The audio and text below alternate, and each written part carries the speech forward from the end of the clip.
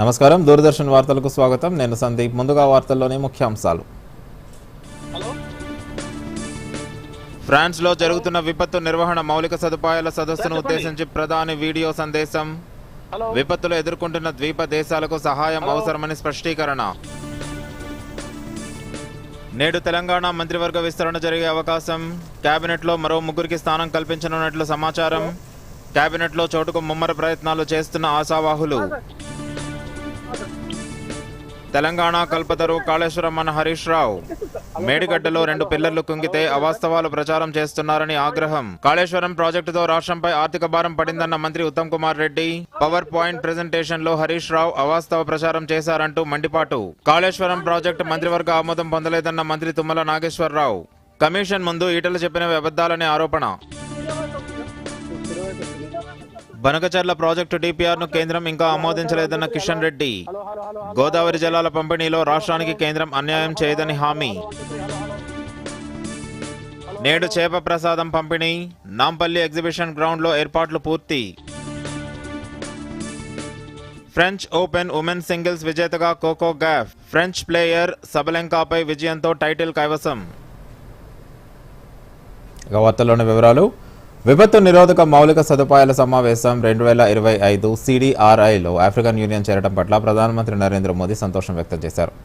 విపత్తు నిరోధక మౌలిక సదుపాయాలపై అంతర్జాతీయ సమావేశం 2025ను ఉద్దేశించి వీడియో సందేశం ద్వారా ప్రధానమంత్రి ప్రసంగించారు. విపత్తుల నిర్వహణకు కార్యాచరణ కార్యక్రమాలను రూపొందించాల్సిన అవసరాన్ని, అభివృద్ధి చెందుతున్న దేశాలకు ఆర్థిక సదుపాయం ఉండేలా చూసుకోవాల్సిన అవసరాన్ని వివరించారు. విపత్తుల సమయాల్లో చిన్న ద్వీప దేశాలకు ప్రపంచ మద్దతును కోరారు. విపత్తుల సమయంలో ముందస్తు హెచ్చరిక వ్యవస్థలు, సమన్వయాన్ని బలోపేతం చేయడం చాలా కీలకమని అన్నారు. ఇది సకాలంలో నిర్ణయాలు తీసుకోవడానికి, చివరి మైలు వరకు ప్రభావవంతమైన కమ్యూనికేషన్కు సహాయపడుతుందన్నారు.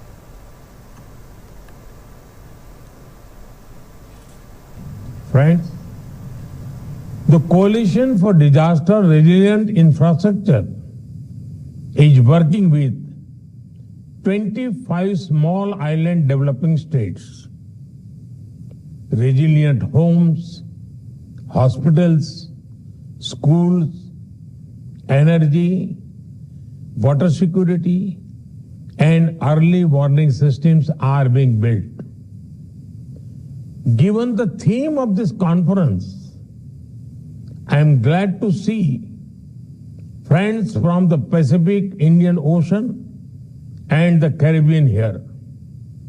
Further, I am happy that the African Union has also joined the CDRI. Friends, I would like to draw your attention to some important global priorities. First, courses, modules, and skill development programs on disaster resilience need to become part of higher education. రాష్ట్ర మంత్రివర్గ విస్తరణకు రంగం సిద్ధమైంది. కొత్తగా 3కి చోటు దక్కనుంది. ఇవాళ మధ్యాహ్నం ప్రమాణ స్వీకారం జరగనుంది. విశ్వసనీయ వర్గాల సమాచారం ప్రకారం బీసీల నుంచి వి శ్రీహరి ముదిరాజ్, ఎస్సీల నుంచి వివేక్, అడ్లూరి లక్ష్మణ్ కుమార్లకు చోటు లభించనుంది. శాసనసభ ఉపసభాపతిగా రామచంద్ర నాయక్కు ఎంపిక చేసినట్లు తెలిసింది. విస్తరణలో సామాజిక న్యాయాన్ని పరిగణనలోకి తీసుకుని ఎస్సీ, ఎస్టీ, బీసీలకు మాత్రమే ప్రాధాన్యం ఇవ్వాలని అధిష్టానం నిర్ణయం తీసుకున్నట్లు తెలుస్తోంది. బీఆర్ఎస్ ఎమ్మెల్యే మాగంటి గోపీనాథ్ కన్నుమూశారు. గచ్చిబౌలిలోని ఏఐజీ ఆసుపత్రిలో చికిత్స పొందుతూ ఇవాళ ఉదయం 5 గంటల 45 నిమిషాలకు తుదిశ్వాస విడిచారు. ఈ మేరకు వైద్యులు వెల్లడించారు. ఈ నెల 5న ఇంట్లో ఉండగా ఆయనకు గుండెపోటు వచ్చింది. కుటుంబ సభ్యులు ఏఐజీకి తరలించారు. కార్డియాక్ అరెస్టుకు గురైనట్లు వైద్యులు తెలిపారు. సిపిఆర్ చేయడంతో తిరిగి గుండె కొట్టుకోవటం, నాడీ బీపీ సాధారణ స్థితికి రావడంతో ఐసీయూలో వెంటిలేటర్పై చికిత్స కొనసాగించారు. కొన్నేళ్లుగా ఆయన కిడ్నీ సమస్యలతో బాధపడుతున్నారు. 3 నెలల క్రితం కూడా ఏఐజీలో చేరారు. అప్పట్లో డయాలసిస్ చేయించుకున్నట్లు సమాచారం. తాజాగా గుండెపోటు రావడంతో చికిత్స పొందుతూ మృతి చెందారు. మృతి పట్ల మాజీ సీఎం కేసీఆర్తో పాటు పలువురు సంతాపం తెలిపారు. కాళేశ్వరం ప్రాజెక్టు నిర్మాణంలో అవకతవకలపై జస్టిస్ పీసీ ఘోష్ కమిషన్ విచారణ రాజకీయ దుమారం రేపుతోంది. కాళేశ్వరం ప్రాజెక్టును రాజకీయ లబ్ధి కోసం వాడుకుంటున్నారని బీఆర్ఎస్ ఆరోపిస్తుండగా బీఆర్ఎస్ను కాపాడేందుకు బీజేపీ ప్రయత్నిస్తుందని కాంగ్రెస్ విమర్శిస్తుంది. మరోవైపు కాంగ్రెస్ బీఆర్ఎస్ ఒకటేనని, అందుకే కమిషన్లు విచారణ పేరుతో జాప్యం చేస్తుందంటూ బీజేపీ విమర్శిస్తోంది. తాజాగా విచారణ అనంతరం ఈటల వివరణ ఇవ్వటం, ప్రాజెక్టుపై Harish Rao power point presentation ఇవ్వటం వంటి పరిణామాలతో విమర్శలు, ప్రతి విమర్శల తీవ్రత మరింతగా పెరిగింది. మరిన్ని వివరాలు. కాళేశ్వరం కమిషన్ ఎదుట విచారణకు హాజరవుతామని ఎవరికీ భయపడేది లేదని మాజీ మంత్రి హరీష్ రావు అన్నారు. ఇవాళ హైదరాబాద్లోని తెలంగాణ భవన్లో ఆయన కాళేశ్వరం ప్రాజెక్టుపై పవర్ పాయింట్ ప్రజెంటేషన్ ఇచ్చారు. ఈ కార్యక్రమానికి బీఆర్ఎస్ వర్కింగ్ ప్రెసిడెంట్, మాజీ మంత్రితో పాటు ఎమ్మెల్యేలు, మాజీ ఎమ్మెల్యేలు, ఇతర ముఖ్య నాయకులు హాజరయ్యారు. ఈ సందర్భంగా హరీష్ రావు మాట్లాడుతూ కాళేశ్వరం కమిషన్ విచారణకు హాజరవుతామని, తప్పు చేయనప్పుడు ఎవరికీ భయపడేది లేదని అన్నారు. దుష్ప్రచారాలను తప్పకుండా తిప్పికొడతామని అన్నారు. ఇక కాళేశ్వరం ప్రాజెక్టుపై పవర్ పాయింట్ ప్రజెంటేషన్లో భాగంగా హరీష్ రావు మాట్లాడుతూ 3 బ్యారేజీలు, 15 రిజర్వాయర్లు, 19 సబ్స్టేషన్లు, 21 పంప్ హౌస్లు, 203 కిలోమీటర్ల సొరంగాలు, 1531 కిలోమీటర్ల గ్రావిటీ కెనాల్స్, 98 కిలోమీటర్ల ప్రెజర్ మెయిన్స్, 141 టీఎంసీల స్టోరేజ్ కెపాసిటీ, 530 మీటర్ల ఎత్తుకు లిఫ్ట్, 240 టీఎంసీల నీటి వినియోగం, వీటన్నింటి సమాహారమే కాళేశ్వరం ప్రాజెక్ట్ అని అన్నారు. ముందుగా కాళేశ్వరం ప్రాజెక్టు గురించి పూర్తిగా తెలుసుకుని మాట్లాడాలని కాంగ్రెస్ నేతలకు హితవు పలికారు. ఒక్క మేడిగడ్డ బ్యారేజీలో 2 పిల్లర్లు కుంగితే మొత్తం ప్రాజెక్టు కొల్లినట్టుగా చెప్తున్నారని, మేడిగడ్డ బ్యారేజీని 7 బ్లాకులుగా 85 పిల్లర్లుగా నిర్మించారని తెలిపారు. తుమ్మడిహట్టి నుండి ఎల్లంపల్లికి నీరు ఎత్తిపోసేలా మొదట రూపకల్పన చేశారని, అక్కడ నీళ్లు తక్కువ ఉంటాయనే ప్రాజెక్టును మేడిగడ్డకు మార్చామని చెప్పారు. ఈ తమ్మిడిహట్టి దగ్గర నీళ్లు లేకపోతే మనం తమ్మిడిహట్టి ఈ సోర్స్ నుంచి ఇక్కడ ఎల్లంపల్లికి నీళ్లు తెచ్చుకునే ప్రొవిజన్ ఉండేది.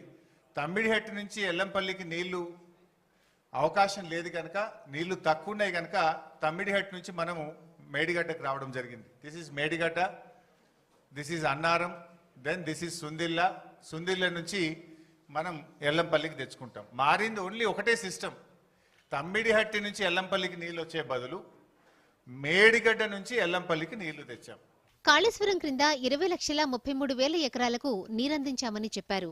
ప్రాణహిత, చేవెళ్ల ప్రాజెక్టుకు కాంగ్రెస్ ప్రభుత్వం 4 ఏళ్లలో అనుమతులు కూడా సాధించలేదని, ప్రాజెక్టు నిర్మాణాన్ని ప్రారంభించకుండానే కాల్వల త్రవ్వకం పనులు మొదలుపెట్టారని గుర్తు చేశారు. అదేవిధంగా సర్వే అండ్ మొబిలైజేషన్ అడ్వాన్స్ల క్రింద 2,328 కోట్లు కాంట్రాక్టర్లకు చెల్లించారని చెప్పారు. కాంగ్రెస్ చేపట్టిన జలయజ్ఞాన్ని ధనయజ్ఞం అంటూ ఆనాడు ఇదే రేవంత్ రెడ్డి విమర్శించారని హరీష్ రావు గుర్తు చేశారు. సరే, 4 ఏళ్లలో ప్రాజెక్టు పూర్తి చేయడం అటుంచండి, కనీసం 4 ఏళ్లలో ప్రాజెక్టుకు అనుమతులు కూడా తేలే. అంటే కాగ్ కూడా ఆ రోజు కాంగ్రెస్ ప్రభుత్వం యొక్క పనిని తప్పుపట్టింది. అందులో కింద ఒక దగ్గర ప్రాణహిత చేవెళ్ళ 1,052 కోట్లు మొబిలైజేషన్ అడ్వాన్స్ ఇచ్చిండ్రు అని చెప్పి ఆ రోజు కాగ్ తప్పు పట్టింది. కానీ మొత్తంగా 2014 వరకు వాళ్ళు ఇచ్చిన మొబిలైజేషన్ అడ్వాన్స్ ఎంత అంటే 2,328 కోట్లు. సర్వే మొబిలైజేషన్ అడ్వాన్స్ పేరు మీద కాంట్రాక్టర్లకు పనులు చేయకుండా అడ్వాన్స్ ఇచ్చి అవినీతికి పాల్పడ్డది ఆనాటి కాంగ్రెస్ ప్రభుత్వం. కాళేశ్వరం ప్రాజెక్టుపై కాంగ్రెస్, బీజేపీలు రాజకీయాలు చేస్తున్నాయని బీఆర్ఎస్ వర్కింగ్ ప్రెసిడెంట్, మాజీ మంత్రి కేటీఆర్ అన్నారు. నీటిపారుదల శాఖలో ఏ మంత్రి చేయనంతగా ఉధృతంగా 10 ఏళ్ల కేసీఆర్ పాలనలో హరీష్ రావు పనిచేశారని ప్రశంసించారు. ఎస్ఎల్బీసీ టన్నెల్లో 8 మంది ప్రాణాలు కోల్పోయినా నేటికి ఆ ప్రాజెక్టును పునరుద్ధరిస్తారా అన్న విషయంలో నీటిపారుదల శాఖ మంత్రి ఉత్తమ్, సీఎం రేవంత్ రెడ్డి మాట్లాడడం లేదని కేటీఆర్ విమర్శించారు. కాళేశ్వరం ప్రాజెక్టు గురించి పీసీ ఘోష్ కమిషన్ ఎదుట విచారణకు హాజరైన అనంతరం ఈటెల ఇచ్చిన వివరణను తెలంగాణ రాష్ట్ర ప్రభుత్వ విప్ ఆది శ్రీనివాస్ విమర్శించారు. కాళేశ్వరం ప్రాజెక్టు కల్వకుట్ల కుటుంబానికి ఏటీఎంగా మారిందని అన్నారు. డీపీఆర్కు విరుద్ధంగా మేడిగడ్డ ప్రాజెక్టును 5 కిలోమీటర్ల దూరం ఎందుకు మార్చారో చెప్పాలని డిమాండ్ చేశారు. బీజేపీలో బీఆర్ఎస్ విలీనానికి ఏర్పాట్లు జరుగుతున్నట్లు తెలుస్తోందని, హరీష్ రావు, ఈటెల రాజేందర్ సమావేశం దేనికి సంకేతమో ఆలోచించాలన్నారు. కాళేశ్వరం కమిషన్ ఎదుట ఎంపీ ఈటెల ఇచ్చిన వివరణను Kishan Reddy సమర్థించారు.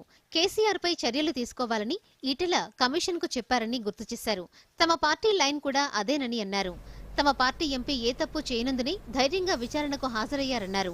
Bureau report, Doordarshan news. Kaleshwaram ఎత్తిపోతల్లోని మేడిగడ్డ బ్యారేజీ నుంచి 5 ఏళ్లలో ఎత్తిపోసిన నీళ్లు 162 టీఎంసీలే అని మంత్రి ఉత్తమ్ కుమార్ రెడ్డి తెలిపారు. వరదలు వచ్చిన సమయంలో వీటిలో సముద్రంలోకి వదిలింది 63 టీఎంసీలు అని చెప్పారు. మిగిలిన 99 టీఎంసీలతో 22 లక్షల ఎకరాలకు నీళ్లు ఎట్లా ఇచ్చారో చెప్పాలని నీటిపారుదల శాఖ మంత్రి ఉత్తమ్ కుమార్ రెడ్డి బీఆర్ఎస్ నేత హరీష్ రావును ప్రశ్నించారు. పవర్ పాయింట్ ప్రెజెంటేషన్ ద్వారా కాళేశ్వరంపై హరీష్ రావు అవాస్తవ ప్రచారం చేశారంటూ మండిపడ్డారు. బీఆర్ఎస్ చేసిన ప్రచారానికి అంశాల వారీగా సమాధానం ఇస్తూ ప్రకటన విడుదల చేశారు.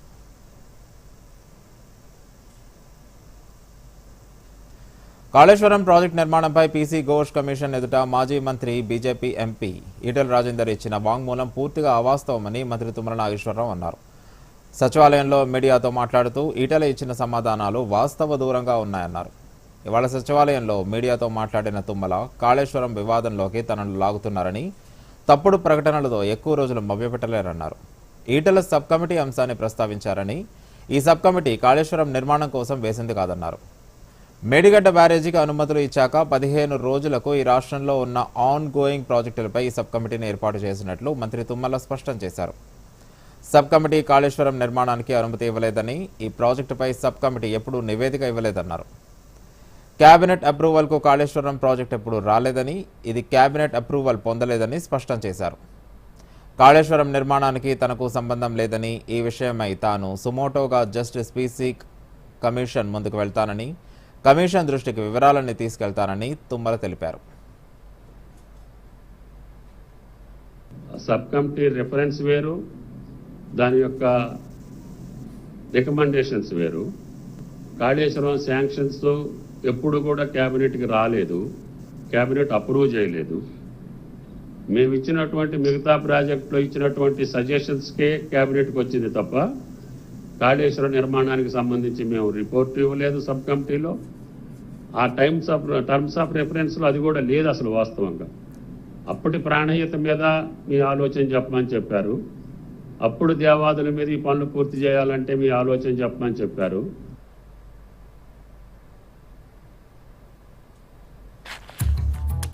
ముద్దు కొత్త కర్గల చికెన్ అవకాశమా?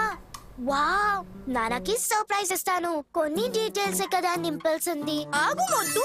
ఏంటి? ఇలాంటి పాపప్స్ పట్ల అప్రమత్తంగా ఉండాలి. స్కామర్స్ పర్సనల్ డీటెయిల్స్ తో మోసం చేయవచ్చు. ఓ, నీకు అర్థమైంది కదా, రిలాక్స్. కానీ కార్గిల చికెన్ ఉంటే నాన్న హోంవర్క్ చేయమని వారు కాదు. ఆర్బీఐ అంటుంది స్మార్ట్ అవ్వండి, కూల్ గా ఉండండి. వార్తలకు తిరిగి స్వాగతం. బనకచర్ల ప్రాజెక్టుపై కేంద్ర మంత్రి కిషన్ రెడ్డి కీలక వ్యాఖ్యలు చేశారు. బనకచర్ల ప్రాజెక్టుపై గత వారం ఏపీ ప్రభుత్వం డిపిఆర్ ఇచ్చిందని, కేంద్రం ఇంకా ఆ నివేదికను పరిశీలించలేదన్నారు. అవేమీ తెలుసుకోకుండా కేంద్రంపై విమర్శలు చేయడం సరికాదన్నారు. కేంద్రం పెద్దన్న పాత్రలో ఉంది కాబట్టి ఇరువైపులా ఆలోచించి నిర్ణయం తీసుకుంటుందని చెప్పారు. ఒకరికి అన్యాయం మరొకరికి న్యాయం చేసేలా కేంద్రం వైఖరి ఎప్పుడూ ఉండదని, కేంద్రం ఎల్లప్పుడూ నిష్పక్షపాతంగా ఉంటుందన్నారు. మరోవైపు బనకచర్ల ప్రాజెక్టుకు టెండర్లు ఆహ్వానిస్తామని ఏపీ సీఎం చంద్రబాబు నాయుడు స్పష్టం చేశారు. ఈ ప్రాజెక్టుకు సంబంధించి అటవీ, పర్యావరణ అనుమతులు, డిపిఆర్ ఆమోదం తదితర అంశాలన్నీ అనుకున్న సమయానికి జరగాలని జలవనరుల శాఖ ఉన్నతాధికారులను ఏపీ సీఎం చంద్రబాబు ఆదేశించారు. ఈ ప్రాజెక్టు నిర్మాణానికి సంబంధించి భూసేకరణకు సైతం సిద్ధంగా ఉండాలని సూచించారు. హైబ్రిడ్ యాన్యుటీ విధానంలో పోలవరం బనకచర్ల అనుసంధానం ప్రాజెక్టును చేపట్టాలని ఉన్నతాధికారులకు ఏపీ సీఎం ఆదేశించారు. చేప ప్రసాదం పంపిణీ చేసేందుకు సర్వం సిద్ధమైంది. నేడు రేపు ఈ ప్రసాదాన్ని పంపిణీ చేసేందుకు భారీగా ఏర్పాట్లు చేశారు. రాష్ట్ర ప్రభుత్వం ఆధ్వర్యంలో నాంపల్లి ఎగ్జిబిషన్ గ్రౌండ్స్లో ఉదయం 9 గంటల నుంచి చేప ప్రసాదాన్ని పంపిణీ చేసేందుకు 32 కౌంటర్లను ఏర్పాటు చేశారు. మృగశిర కార్తె సందర్భంగా ఉబ్బసం వ్యాధిగ్రస్తుల కోసం ప్రతి ఏటా బత్తిని కుటుంబం ఆధ్వర్యంలో నిర్వహించే చేప ప్రసాదంపై మరింత సమాచారం మా ప్రతినిధి సాగర్ అందిస్తారు. సాగర్, చెప్పండి, చేప ప్రసాదం పంపిణీకి ఎలాంటి ఏర్పాట్లు చేశారు? అంటే నాంపల్లి ఎగ్జిబిషన్ గ్రౌండ్ లో చేప మందు ప్రసాదానికి అన్ని ఏర్పాట్లు చేశారు. అయితే అస్తమా వ్యాధికి గ్రస్తులు ఈ మందును ఎప్పటికీ బత్తిని కుటుంబ సభ్యులు ఇస్తారు. అయితే 170 సంవత్సరాల పైగా ఈ మందును పంపిణీ చేస్తున్నారు. అయితే ఈ కార్యక్రమానికి ప్రభుత్వం భారీ ఏర్పాట్లు చేసింది. అయితే ఇప్పటికే 3,000 మందికి 3 లక్షల మందికి పైగా మందులు అందుబాటులో ఉంచేందుకు అన్ని ఏర్పాట్లు చేస్తుంది. అయితే ప్రభుత్వం ఇప్పటికే 1,50,000 చేపలను కూడా సిద్ధం చేసింది. అవసరం అనుకుంటే ఇంకా మిగతా కూడా ఇంకా కావాలంటే వాటిని కూడా తీసుకొచ్చి ఇంకా అందుబాటులో ఉంచుతామని చెప్తున్నారు. అయితే R&B నుంచి చెట్లు కానీ క్యూ లైన్లు గతంలో 32 క్యూలు ఉండేవి. ఈసారి 42 క్యూ లైన్లు ఏర్పాటు చేశారు. ఎలాంటి చొక్కిసాలు జరగకుండా క్యూ లైన్ లోనే పోలీసులు భారీ బందోబస్తు ఏర్పాటు చేశారు. ఇటు ఫ్లడ్ లైట్లు కానీ దూర ప్రాంతాల నుంచి వచ్చే వారికి ఎలాంటి ఇబ్బందులు లేకుండా నివాసానికి వాళ్ళకు షెల్టర్ ను కూడా ఏర్పాటు చేశారు.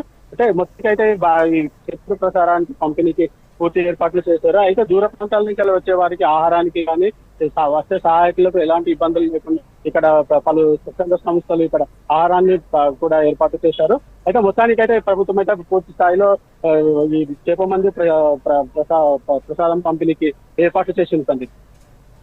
సాగర్, మీరు అన్నట్టు 3 లక్షల మంది వచ్చే అవకాశం ఉంది అని అన్నారు. 1.5 లక్ష చేప పిల్లలను ఇప్పటికే సిద్ధం చేశారని చెప్పారు కదా, మరిన్ని చేపలను ఎప్పుడు సిద్ధం చేస్తారు? అంతేకాకుండా ఎక్కడెక్కడి నుంచి ప్రసాదం కోసం తరలి వస్తున్నారు? వేరే రాష్ట్రాల నుంచి కూడా వచ్చారా? మీరు ఎవరినన్నా కలిసారు అక్కడ? అయితే 3 లక్షల మందికి సరిపోయే మందులు ఏర్పాటు చేశారు. అయితే వీళ్ళ ప్రభుత్వం అంచనా ప్రకారం 1,00,000 నుంచి 1,50,000 మధ్యలో వచ్చే సమాచారం ఉన్నట్టు వారికి తెలిసింది. అయితే మన తెలుగు రాష్ట్రాలతో పాటు ఇతర రాష్ట్రాల నుంచి పంజాబ్, బెంగాల్, మహారాష్ట్ర, కర్ణాటక, యూపీ మరియు ఛత్తీస్గఢ్ ఇతర ప్రాంతాల నుంచి కూడా భారీగా తరలి వచ్చారు. వారికి కావాల్సిన కార్యక్రమాలన్నీ వారికి కావాల్సిన వసతులన్నీ ఏర్పాటు చేశారు. అయితే ఇప్పటికే 1,50,000 చేపలను ఇక్కడ సమకూరుస్తున్నారు. అయితే చుట్టుపక్కల అవసరం అనుకుంటే ఇంకా 1,50,000 చేపలు కూడా తీసుకురావడానికి సిద్ధం అని చెప్పేసి ఫిషరీ డిపార్ట్మెంట్ చెప్తుంది. అయితే ఇక్కడ ప్రయాణికులకు కానీ ఎలాంటి ఇబ్బందులు లేకుండా ఆర్టీసీ సంస్థ ఇప్పటికే 172 బస్సులు ఏర్పాటు కూడా చేసింది. పోలీసు బందోబస్తు మధ్యలో ఈ చేప పంపిణీ ప్రసాదం ప్రారంభమవుతుంది. Thank you Sagar. జనాభా పెరుగుదలకు అనుగుణంగా హైదరాబాద్లో ఆటోల సంఖ్యను పెంచేందుకు అనుమతిస్తున్నట్లు రాష్ట్ర రవాణా శాఖ పేర్కొంది. కాలుష్య సమస్య నేపథ్యంలో హైదరాబాద్ నగరంలో కొత్త ఆటోలకు అనుమతులు ఇవ్వట్లేదు. అయితే నగరంలో రోజురోజుకు పెరుగుతున్న జనాభా, రాష్ట్రంలో వివిధ ప్రాంతాల నుంచి వచ్చి వెళ్లే ప్రజలతో ఆటోలకు డిమాండ్ పెరిగింది. ఈ పరిస్థితుల్లో కొత్త ఆటోలకు పర్మిట్ల జారీకి అనుమతించాల్సిందిగా రవాణా శాఖ కమిషనర్ ఫిబ్రవరిలో ప్రభుత్వానికి ప్రతిపాదనలు పంపారు. పరిశీలించిన ప్రభుత్వం 65,000 కొత్త ఆటోలకు అనుమతులు ఇస్తూ నిర్ణయం తీసుకుంది. వాటికి రవాణా శాఖ పర్మిట్లు జారీ చేసింది. అయితే కొత్తగా వచ్చే ఆటోలను హైదరాబాద్ ఔటర్ రింగ్ రోడ్ లోపలి ప్రాంతం వరకే పరిమితం చేస్తున్నట్లు రవాణా శాఖ స్పష్టం చేసింది. కాలుష్య సమస్యకు దారితీసే డీజిల్, పెట్రోల్తో నడిచే వాటికి కాకుండా ఇంధనంగా CNG, LPG వంటి వాటిని ఉపయోగించే ఆటోలకే అనుమతులు ఇవ్వనున్నట్లు తెలిపింది. ఈ మేరకు రవాణా శాఖ ప్రత్యేక ప్రధాన కార్యదర్శి వికాస్ రాజ్ ఉత్తర్వులు జారీ చేశారు. కొత్తగూడెం నియోజకవర్గంలో ఏర్పాటు చేయబోయే ఎర్త్ సైన్స్ యూనివర్సిటీకి మన్మోహన్ సింగ్ పేరు పెట్టడం హర్షణీయమని ఎమ్మెల్యే కూనంనేని సాంబశివరావు తెలిపారు. కొత్తగూడెం నియోజకవర్గంకు యంగ్ ఇండియా ఇంటిగ్రేటెడ్ స్కూల్ మంజూరు అయిందన్నారు. కేంద్ర రాష్ట్ర నిధులతో గ్రామాలను పూర్తి స్థాయిలో అభివృద్ధి చేస్తున్నట్లు వెల్లడించారు. కొత్తగూడెం నియోజకవర్గంలో చేపడుతున్న అభివృద్ధి సంక్షేమ కార్యక్రమాలపై మీడియాతో మాట్లాడారు. ఈ సందర్భంగా కొత్తగూడెం అర్బన్ డెవలప్మెంట్ అథారిటీ ఏర్పాటుతో మున్సిపాలిటీలు వేగంగా అభివృద్ధి చెందుతాయన్నారు. NMDC కేంద్ర ప్రభుత్వ రంగ సంస్థ అయిన స్పాంజ్ ఐరన్ కంపెనీ అభివృద్ధి చేసేందుకు ఇటీవల ఉప ముఖ్యమంత్రి బట్టి విక్రమార్క దృష్టికి తీసుకెళ్లినట్లు తెలిపారు. పాల్వంచలో 800 మెగావాట్ల విద్యుత్ ఉత్పత్తి కేంద్రాన్ని నిర్మించే దిశగా ప్రభుత్వం ప్రయత్నం చేస్తున్నట్లు వెల్లడించారు. డాక్టర్ మన్మోహన్ సింగ్ పేరుతో ఎర్త్ యూనివర్సిటీ భారతదేశంలోనే ఏకైక యూనివర్సిటీ. అది ఇవాళ పాల్వంచి ప్రాంతంలో దాన్ని ఏర్పాటు చేయడానికి శాంక్షన్ ఇచ్చి జీవో కూడా మొన్నే ఇవ్వటం జరిగింది. అందుకు నేను ధన్యవాదాలు ముఖ్యమంత్రి గారికి, వారి సహచరులకు తెలియజేస్తా ఉన్నాను. అలాగే యంగ్ ఇండియా ఇంటిగ్రేటెడ్ స్కూల్ పేరుతో 25 ఎకరాల్లో 200 కోట్లతో ఓ స్కూల్ మంజూరైంది. దానికి వారికి ధన్యవాదాలు తెలియజేస్తా ఉన్నాను. అదేవిధంగా సీతారాం ప్రాజెక్టు కింద ఇంతకుముందు మొత్తంగా సాగులో 21,000 ఎకరాలు ఉండేది. ఇప్పుడు సీతారాం ప్రాజెక్టు కానీ లేకపోతే ఇతర దానికి అనుబంధంగా గ్రావిటీ ద్వారా తీసుకెళ్లే వీటి ద్వారా కానీ దాదాపు 50,000 ఎకరాలకి వ్యవసాయ సాగునీరు అందించడానికి, 54,000 ఎకరాలకి సాగునీరు అందించడానికి కూడా ప్లాన్ చేస్తున్నాము. తాతయ్య ఇది ఏం మొక్క? టాంజరీన్, చాలా తీగా ఉంటుంది, పీకేయద్దు. ఫ్రీ ఫారెన్ ట్రిప్, లింక్ పై క్లిక్ చేయండి, ఇప్పుడే చేస్తాను. తాతయ్య ఆగండి, లింక్ పైన క్లిక్ చేయకండి. ఎందుకు? ఇది SMS స్కామ్. క్లిక్ చేస్తే మీ బ్యాంక్ డీటెయిల్స్ దొంగిలించబడతాయి. ఓ థ్యాంక్స్ గప్పు, కాపాడావు. ఇదిగో నీ తెలివితనానికి ఫలితం. ఆర్బీఐ అంటుంది స్మార్ట్ అవ్వండి, కూల్ గా ఉండండి. వార్తలకు స్వాగతం. గత 11 ఏళ్ల ప్రధాని నరేంద్ర మోదీ పాలనలో భారత్ డిజిటల్ రంగంలో అనూహ్య పురోగతి సాధించింది. స్మార్ట్ ఫోన్ వినియోగం, సరసమైన డేటా ధరలు, 5G విస్తరణ, భారత్ నెట్ ప్రాజెక్ట్ వంటివి పట్టణ గ్రామీణ విభజనను తగ్గించాయి. భారత్ను డిజిటల్ విప్లవంలో ముందుకు నడిపిస్తున్న ఎన్డీఏ ప్రభుత్వ విజయాల గురించి దూరదర్శన్ యాదగిరి ప్రత్యేక కథనంలో చూద్దాం. ఎన్డీఏ నేతృత్వంలో నరేంద్ర మోదీ 11 ఏళ్ల పాలనలో భారత్ డిజిటల్ విప్లవంలో దూసుకెళుతోంది. 2025 మార్చిలో యూనిఫైడ్ పేమెంట్స్ ఇంటర్ఫేస్ ద్వారా 1830 కోట్ల లావాదేవీలు, సుమారు 25 లక్షల కోట్ల రూపాయల విలువతో జరిగాయి. ఇది కేవలం సంఖ్య కాదు, ప్రపంచంలో 49% రియల్ టైం డిజిటల్ లావాదేవీలు భారత్లో జరుగుతున్నాయనడానికి నిదర్శనం. ఆధార్ ఈకేవైసీ సేవలు బ్యాంకింగ్, నాన్ బ్యాంకింగ్, ఆర్థిక సేవలను సులభతరం చేస్తూ పారదర్శకతను, వ్యాపార సౌలభ్యాన్ని పెంచుతున్నాయి. 11 ఏళ్ల పాలనలో మొబైల్ వినియోగం భారీగా పెరిగింది. 2014లో 25.5 కోట్ల మంది ఇంటర్నెట్ వినియోగదారులుండగా 2024 నాటికి ఈ సంఖ్య 97 కోట్లకు చేరింది. ప్రస్తుతం 2025లో 116 కోట్ల మొబైల్ సబ్స్క్రైబర్స్ ఉన్నారు. వైర్లెస్ డేటా ధర 2014లో గిగాబైట్కు 308 రూపాయలుండగా 2022 నాటికి 9.34 రూపాయలకు తగ్గింది. దేశంలో 99.6% జిల్లాల్లో 5G విస్తరణతో కనెక్టివిటీ మరింత శక్తివంతమవుతోంది. భారత్ నెట్ ప్రాజెక్టు ద్వారా 6.93 లక్షల కిలోమీటర్ల ఆప్టికల్ ఫైబర్ వేశారు. 2 లక్షల గ్రామ పంచాయతీలకు హైస్పీడ్ ఇంటర్నెట్ అందుతోంది. గ్రామీణ భారత్లో టెలిఫోన్ కనెక్షన్లు 2014లో 37.7 కోట్ల నుండి 2025 ఫిబ్రవరి నాటికి 52.88 కోట్లకు పెరిగాయి. డేటా చౌకగా అందుబాటులోకి వచ్చిన తర్వాత ఇంటర్నెట్ వినియోగం పెరిగింది. దీంతో బ్యాంకింగ్, పౌర సేవలు మొబైల్ ద్వారా జరుగుతున్నాయి. దీంతో సేవల్లో వేగం, పారదర్శకత పెరిగింది. దీనితో ప్రజలకు సౌకర్యాలు మెరుగయ్యాయి. మోదీ పాలనలో పారదర్శకత పెరిగింది. ప్రతి ప్రభుత్వ కార్యక్రమానికి డిజిటల్ డాష్బోర్డు ఉండగా ఇది లబ్ధిదారుల వివరాలను అందిస్తోంది. కోవిన్ ప్లాట్ఫామ్ ద్వారా వ్యాక్సిన్ పంపిణీ వివరాలు అందించగా ఇది ప్రపంచ దృష్టిని ఆకర్షించింది. జన్ధన్ ఆధార్ మొబైల్ త్రయం ద్వారా డైరెక్ట్ బెనిఫిట్ ట్రాన్స్ఫర్ వెల్ఫేర్ స్కీమ్లలో లీకేజీలను అరికట్టి 2023 నాటికి 3,48 కోట్ల రూపాయలను ఆదా చేసింది. ఈ ప్లాట్ఫామ్ ద్వారా 2024-25 ఆర్థిక సంవత్సరంలో 5,40,000 కోట్ల రూపాయల విలువైన కొనుగోళ్లు జరిగాయి.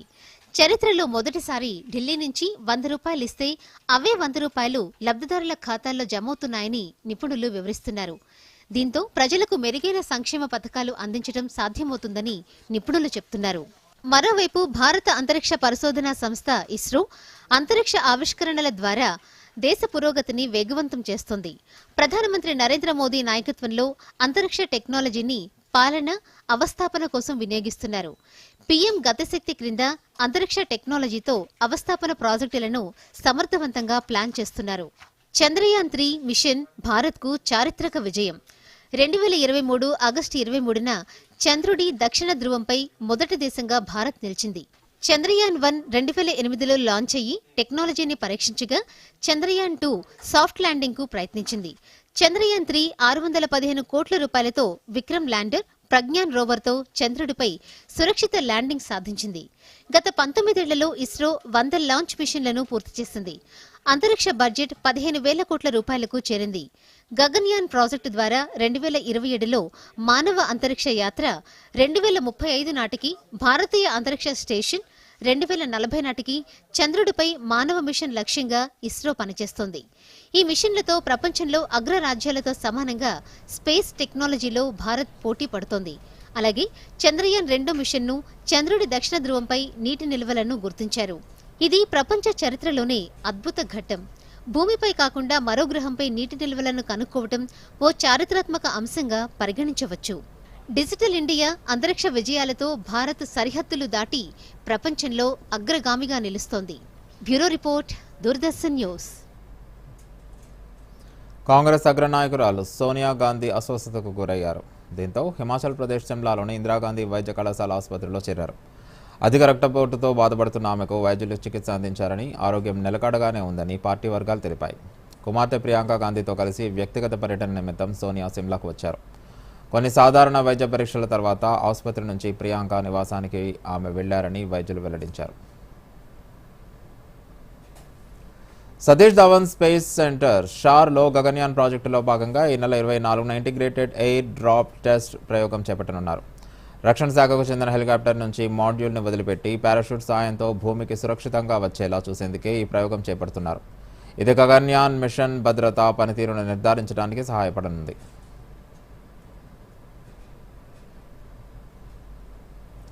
భారత వ్యోమగామి శుభాంశు శుక్లా రోదసి యాత్రకు సర్వం సిద్ధమైంది.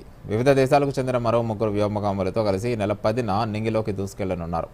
ఫ్లోరిడాలోని అమెరికా అంతరిక్ష సంస్థ నాసాకు చెందిన కెనడీ అంతరిక్ష కేంద్రం నుంచి డ్రాగన్ వ్యోమనౌక ద్వారా వీరి యాత్ర ప్రారంభం కానుంది.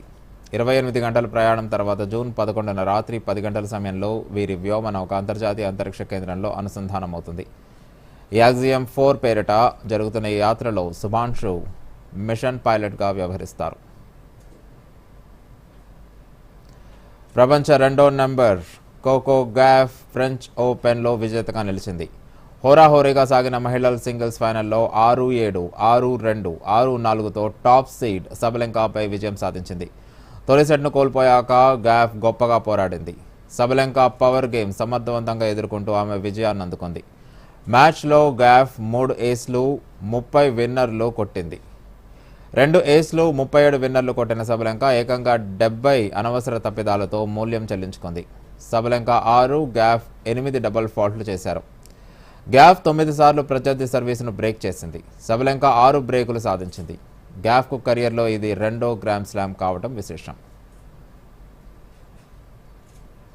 అటు ఫ్రెంచ్ ఓపెన్లో పురుషుల సింగిల్స్ టైటిల్ కోసం defending champion Carlos Alcaraz Italy player Jannik Sinner తలపడనున్నారు. 22 ఏళ్లకే 4 గ్రాండ్ స్లామ్ టైటిళ్లతో నవతరం సూపర్ స్టార్గా అవతరించాడు అల్కరాస్. స్పెయిన్ దిగ్గజం రఫెల్ నాదల్ వారసత్వాన్ని కొనసాగిస్తూ అతను మట్టి కోర్టులో దూకుడు చూపిస్తున్నాడు. వరుసగా 2వ టైటిల్తో రోలాండ్ గారోస్లో ఆధిపత్యాన్ని చాటాలని అతను ఉవ్విళ్లూరుతున్నారు. 3 గ్రాండ్ స్లామ్లు సాధించడంతో పాటు ప్రపంచ నంబర్ 1గా ఎదిగిన సిన్నర్ వరుసగా 20 గ్రాండ్ స్లామ్ మ్యాచ్ విజయాలతో జోరు మీదున్నాడు. గతేడాది ఫైనల్లో అల్కరాస్ చేతిలోనే ఓటమి పాలైన సిన్నర్ ఈసారి ఆ ఓటమికి బదులు తీర్చుకొని తొలి ఫ్రెంచ్ ఓపెన్ను ఖాతాలో వేసుకోవాలని చూస్తున్నాడు. ఇద్దరి ఫామ్ బాగున్న అల్కరాస్కు మట్టి కోర్టుపై ఉన్న పట్టు అతన్ని ఫేవరెట్గా నిలబెడుతోంది. రాబోయే 3 రోజులు తెలంగాణ వ్యాప్తంగా వర్షాలు కురుస్తాయని వాతావరణ శాఖ తెలిపింది. జూన్ 11 వరకు రాష్ట్రంలోని పలు జిల్లాల్లో ఉరుములు, మెరుపులు, ఈదురుగాలులతో కూడిన వానలు పడతాయని ఐఎండీ అంచనా వేసింది. ఉష్ణోగ్రతలు 36 డిగ్రీల కంటే తక్కువ నమోదయ్యే అవకాశాలున్నాయి. ప్రస్తుతం ఏర్పడిన ఉపరితల ద్రోణి ప్రభావంతో తెలంగాణలో వర్షాలు కురిసే అవకాశం ఉందని వాతావరణ శాఖ ప్రకటించింది. సముద్ర మట్టానికి 1.5 కిలోమీటర్ల ఎత్తులో ఏర్పడిన ఉపరితల ద్రోణి బలపడడంతో తెలంగాణ వ్యాప్తంగా ఈదురుగాలులతో కూడిన వర్షాలు కురిసే అవకాశం ఉందని వాతావరణ శాఖ అధికారులు తెలిపారు. ఇక ముఖ్యాంశాలతో వార్తలను ముగిద్దాం. నమస్కారం. ఫ్రాన్స్లో జరుగుతున్న విపత్తు నిర్వహణ మౌలిక సదుపాయాల సదస్సును ఉద్దేశించి ప్రధాని వీడియో సందేశం. విపత్తులు ఎదుర్కొంటున్న ద్వీప దేశాలకు సహాయం అవసరమని స్పష్టీకరణ. నేడు తెలంగాణ మంత్రివర్గ విస్తరణ జరిగే అవకాశం. కేబినెట్లో మరో 3కి స్థానం కల్పించనున్నట్లు సమాచారం. కేబినెట్లో చోటుకు ముమ్మర ప్రయత్నాలు చేస్తున్న ఆశావాహులు. తెలంగాణ కల్పతరు కాళేశ్వరం అన్న హరీష్ రావు. మేడిగడ్డలో 2 పిల్లర్లు కుంగితే అవాస్తవాలు ప్రచారం చేస్తున్నారని ఆగ్రహం. కాళేశ్వరం ప్రాజెక్టుతో రాష్ట్రంపై ఆర్థిక భారం పడిందన్న మంత్రి Uttam Kumar Reddy. Power point presentation లో హరీష్ రావు అవాస్తవ ప్రచారం చేశారంటూ మండిపాటు. కాళేశ్వరం ప్రాజెక్టు మంత్రివర్గ ఆమోదం పొందలేదన్న మంత్రి తుమ్మల నాగేశ్వరరావు. కమిషన్ ముందు ఈటలు చెప్పినవి అబద్దాలనే ఆరోపణ. బనకచర్ల ప్రాజెక్టు డిపిఆర్ను కేంద్రం ఇంకా ఆమోదించలేదన్న కిషన్ రెడ్డి. గోదావరి జలాల పంపిణీలో రాష్ట్రానికి కేంద్రం అన్యాయం చేయదని హామీ. నేడు చేప ప్రసాదం పంపిణీ. నాంపల్లి ఎగ్జిబిషన్ గ్రౌండ్లో ఏర్పాట్లు పూర్తి. ఫ్రెంచ్ ఓపెన్ ఉమెన్ సింగిల్స్ విజేతగా కోకో గాఫ్. ఫ్రెంచ్ ప్లేయర్ సబలెంకాపై విజయంతో టైటిల్ కైవసం. దూరదర్శన్ యాదగిరి వార్తలను ఇప్పుడు సోషల్ మీడియాలో కూడా చూడొచ్చు. యూట్యూబ్ అయితే డిడి న్యూస్ తెలంగాణ, ఎక్స్ వేదికగా అయితే DD news Telangana @DD Yadagiri news, Facebook అయితే డిడి న్యూస్ తెలంగాణలో చూసి సబ్స్క్రైబ్ చేసి లైక్ చేయండి, షేర్ చేయండి.